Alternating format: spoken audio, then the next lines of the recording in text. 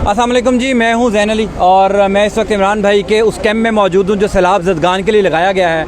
इमरान भाई मेरे साथ मौजूद हैं। पहले तो इमरान भाई ये बताइएगा कि मैं जो सामान यहाँ पर देख रहा हूँ, ये सामान नहीं है, ये लोगों का आपके ऊपर एतमाद है। पहले तो अपनी फीलिंग बताइएगा कि बीइंग अ जर्नलिस्ट लोग इतना प्यार कर रहे हैं, मतलब मुझे 2 घंटे हो गए यहाँ पर आए हुए, लोग कैश की सूरत में आपको पैसे दे रहे हैं, लोग सामान दे रहे हैं, ये दरअसल लोग अपना एतमाद आप पर कर रहे हैं। कैसा लग रहा है? ये लोगों का प्यार है उन लोगों के लिए जो डूब रहे हैं, फिर लोगों का एतमाद है मुख्तलिफ़ तंजीमों के ऊपर, मुख्तलिफ़ इंसानों के ऊपर, मुख्तलिफ़ इदारों के ऊपर कि वो उनके थ्रू उनको लगता है कि उनका सामान पहुंच जाएगा। अब आप जाकर देखें शहर में जितने कैंप्स हैं माशाल्लाह सब भरे हुए हैं।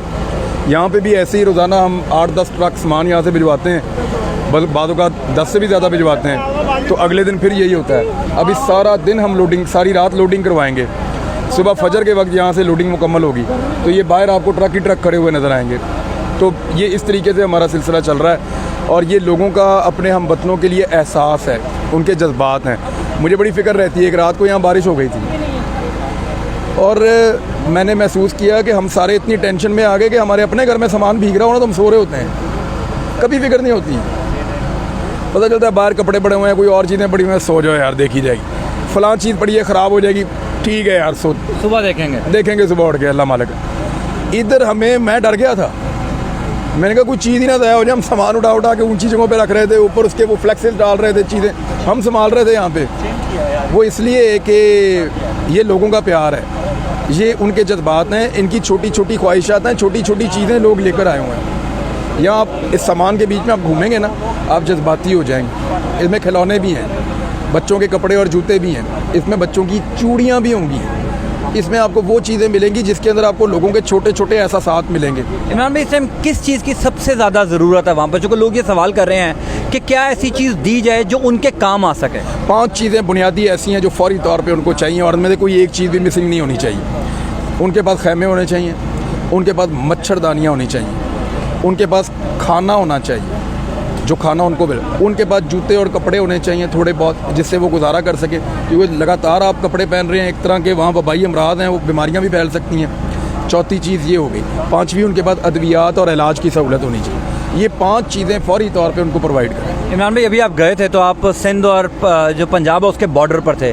खुदा की कसम आंखों में आंसू आते हैं जब हम सिंध की हालत देख रहे हैं कि गुज़िश्ता 15 साल से वहाँ पर एक सियासी जमात जो है वो बरसर इक़्तिदार है। इतना बुरा हाल है कि लफ्ज़ों में बयान नहीं किया जा सकता। वहाँ पर बिलावल जरदारी साहब जाते हैं, वहाँ पर और सियासतदान जाते हैं, तो सिंध के अवाम जो हैं वो देख रहे हैं उनकी तरफ और वो अपनी ठंडी गाड़ियों में बैठते हैं, हाथ हिलाते हैं, चले जाते हैं। देखें, सिचुएशन बड़ी वर्स है, बारिशें भी ज़्यादा हुई हैं, तबाही ज़्यादा बड़ी है। इसमें हम खाली गवर्नमेंट को कसूरवार नहीं कह सकते, हमारी पॉलिसीज़ तवातर के साथ ख़राब चली आ रही हैं।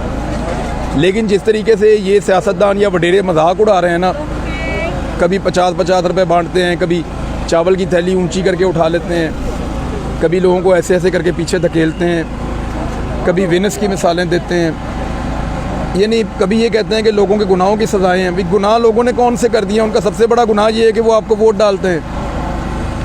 तो ये जब विजुअल्स ये वाले देखते हैं ना तो और ज़्यादा तकलीफ़ होती है और ज़्यादा दुख होता है। कम से कम अगर लोग ज़ख्मी हैं तो उनके ज़ख्मों पे आप मरहम नहीं रख सकते तो उसके ऊपर नमक मत डालिए। और मेरे ख़्याल में अब सिंध वालों को अपने ऊपर रहम करना चाहिए, अपने ऊपर तरस खाना चाहिए। तरस खा के उन्होंने वोट बहुत दे दिया, अब अपने ऊपर तरस खाएं, अपनी औलादों पे तरस खाएं और कोई अपने बारे में सोचें। अच्छा इमरान में 2010 में भी सैलाब आया था, तब भी बैरून मुल्क से बहुत ज़्यादा फंडिंग की गई थी, बहुत ज़्यादा इमदाद की गई थी और आपको याद होगा तब एक हीरे का हार भी आया था और वो हार भी गायब हो गया था। इस दफ़ा भी बहुत ज़्यादा फंडिंग की जा रही है, बैरून मुल्क से बहुत ज़्यादा इमदाद की जा रही है। लोगों के ज़हन में ये सवाल आता है कि हम जितना पैसा भेज रहे हैं ख़ास तौर पे हुकूमत को, वो लग भी रहा है या नहीं लग रहा, चूँकि 2010 के बाद बड़ी स्टोरीज़, बड़ी रिपोर्ट्स ऐसे आई थी कि जो हुकूमतों ने, बाहर की हुकूमतों ने इमदाद की थी वो लोगों को मिली नहीं थी। देखें, अब इसके ऊपर भी लोग सियासत कर रहे हैं, फ़ोटो सेशंस कर रहे हैं। इमदाद लोगों तक पहुंचनी चाहिए, इसके 3-4 मरहले हैं। नंबर 1, आपने रेस्क्यू करना है, रेस्क्यू तकरीबन मुकम्मल है, कुछ एरियाज़ में भी होना बाकी है। नंबर 2, आपने रिलीफ देना है उनको, जहाँ पे आपने ला के उनको बिठाया वहाँ पे उनके खाने पीने का, रहने का, इलाज का आप बंदोबस्त करें। नंबर 3, जब वो वापस अपने इलाकों की तरफ जाएं, जब पानी उतरे तो उनको उनके घर बनाने में उनकी मदद करें आप। नंबर 4, उनकी मामूल की ज़िंदगी आप शुरू करवाएं, उनको बीज दें, उनको खादें मुफ्त दें, उनको वापस उनके लाइफस्टाइल के अंदर लेकर आएँ। ये 4 चीज़ें आपने करनी है। अभी आपने पहला फेज़ मुकम्मल नहीं किया, दूसरा फेज़ अभी बिल्कुल थोड़ा सा शुरू हुआ है, अभी हम बहुत पीछे हैं। पाकिस्तानियों को कम से कम 2 महीने तक लगातार ज़्यादा काम करने की ज़रूरत है, उसके बाद फिर अगला फेज़ आएगा तो इंशाल्लाह वो गवर्नमेंट और डोनर्स और बाकी सब लोग मिलकर करेंगे इंशाल्लाह। आप खुश हुए कि आपको चैनल ने नौकरी से निकाल दिया और अल्लाह ताला ने ये फलाही काम करने का आप में जज्बा और ज़ाहिर है एक टाइम भी दिया, अगर शायद प्रोग्राम कर रहे होते तो ये टाइम ना मिलता। कुरान पाक में अल्लाह ताला कहते हैं गालिबन 19 सुपारा है कि एक मनसूबा वो बनाते हैं और एक अल्लाह ताला बनाता है। तो अल्लाह रब्बुल इज़्ज़त का मनसूबा जो है ना वो सबसे शानदार होता है और अल्लाह रब्बुल इज़्ज़त के मनसूबे के सामने कोई मनसूबा नहीं ठहर सकता। ये सच्ची बात है। ये मैं आपको मफ़हूम बता रहा हूँ, एग्जैक्टली क्या लिखा है वो मुझे याद नहीं है, लेकिन मफ़हूम उसका यही है कि मनसूबा एक वो लोग बनाते हैं और एक अल्लाह रब्बुल इज़्ज़त बनाते हैं। तो जब कोई मनसूबा बनाता है, मैंने तो ये नोट किया है कि मेरे लिए कुछ बेहतर ही हो जाता है। अब ये मुझे जब नौकरी से आखिरी दफ़ा निकलवाया मैं थोड़ा बोर हो गया था। आखिरी दफ़ा नहीं, आगे भी शायद आपको निकलवाया जाएगा। निकलवाते रहते हैं कि अभी लास्ट टाइम निकलवाया तो मुझे ना थोड़ी उदासी हो गई थी। आपका दिल टूट जाता है ना, क्योंकि मुझे अपने काम से बहुत प्यार है। जब मैं जाता हूँ टीवी चैनल पे प्रोग्राम करने के लिए हम खुश हो जाते हैं, फिर हम बड़ी खुशी से प्रोग्राम करते हैं, बहुत इन्जॉय करते हैं अपने काम को। मैं और मेरी टीम हम काफ़ी उदास थे, तो हमें लग रहा था कि यार ये एक दफ़ा फिर हमें बेकार करने की कोशिश की गई है। लेकिन अल्लाह रब्बुल इज़्ज़त ने हमें करने के लिए एक और एक्टिविटी दी है और हमें रास्ता दिखाया है कि तुम ये वाला काम करो। मुझे एक हफ़्ता पहले तो पता भी नहीं था मैं किसी कैंप में बैठा हूँगा, तो अल्लाह ताला ने ये वाला रास्ता खोला, अब मैं यहाँ पे आ गया हूँ।